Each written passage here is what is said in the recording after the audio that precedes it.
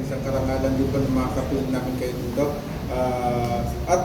By the way, live tayo sa Facebook via Zoom ngayon sa Kamuning Bakery. Tumutok po kayo. Again, live din tayo sa third floor studio at VMR channel sa kanilang YouTube. Yan.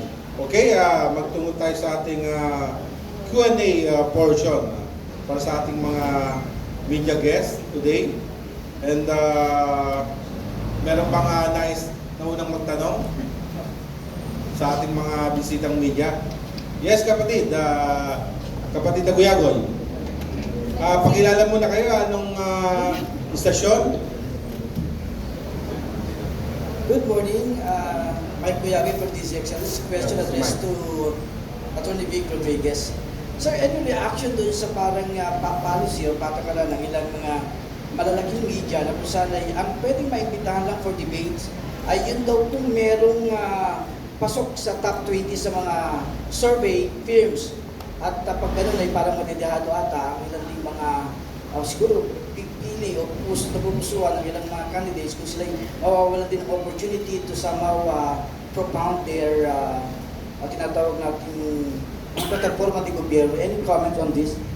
Ako'y hindi bago dyan sa patakaran at perceived or seeming bias ng traditional media. At noong 2022, naranasan ko ito ng personal.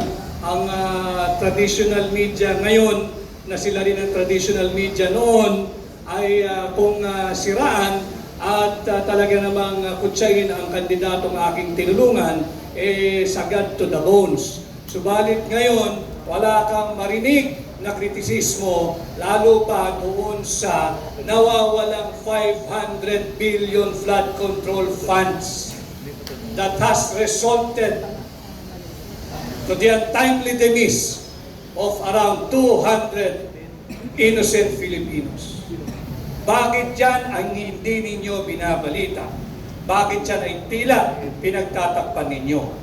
Kung hindi ninakaw yung 500 billion flood control funds, maaari, hindi naman siguro lahat, kundi karamihan doon sa 200 taong inosenteng namatay, bata, matanda, nanay, tatay, mga anak, buhay pa ho siguro ngayon. Yan ang dapat sagutin ng traditional media. And ako, para sa akin, walang kawalan sapagkat ako ay naniniwala na higit na mas malakas at tinatangkilik na ngayon ng higit na nakararaming Pilipino ang tinatawag na new media.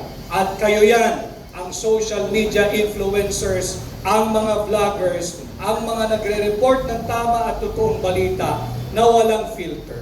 So para sa akin, hindi kawalan na hindi tayo mabigyan ng plataforma o platform ng mga branded o tinatawag nating traditional media.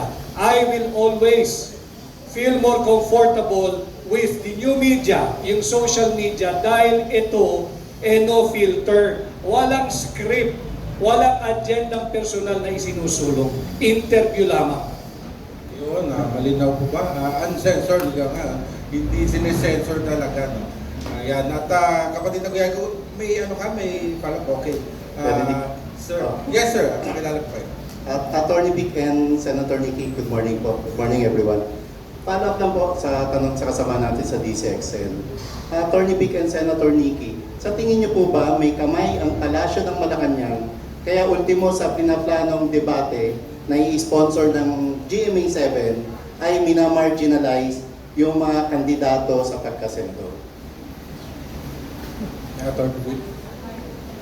Ako kasi ayokong sagutin yung tanong mo, Marlon, not because I do not know or I do not have an answer, but I think it's not appropriate for me to criticize that policy of the traditional media since I myself is a candidate. At baka sabihin, kaya ka lang naman nagkikritisismo sa amin dahil hindi ka naiimbita. No? Dati pa, kahit noong 2022, alam nila na I have always been doubtful of the real intention of the traditional media. Kaya nung kampanya ng 2022, nag-dive tayo doon tayo sa mga social media, sa mga social influencers na yung sabi ko nga, mas mainam that you direct the Filipino people doon sa diretsong platform na nakakausap mo sila. Hindi doon sa platform na may censorship o kaya may agendang hinuhulma at ihuhulog ka nila doon sa bitay na inihanda nila para sa inyo. Ayun. Senator Nikki, ano pong say niyo po dyan? Mahirap po magsabi